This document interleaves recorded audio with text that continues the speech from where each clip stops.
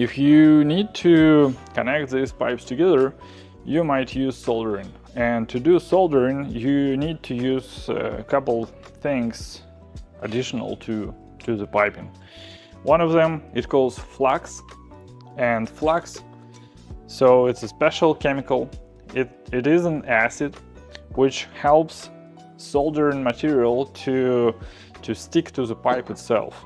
So in order to do this connection, you need to apply flux all around the pipe and also all around the fitting.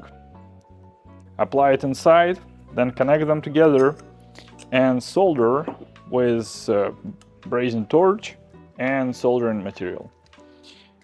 You might think that during this process all the flux will go away, but answer is no. It's not gonna go away, it's gonna stay inside the pipe, and while it's there you drink it together with water. So I heard different opinion on the internet. It is harmful, it's not, but it's definitely not the stuff I want to drink or I want to eat, right?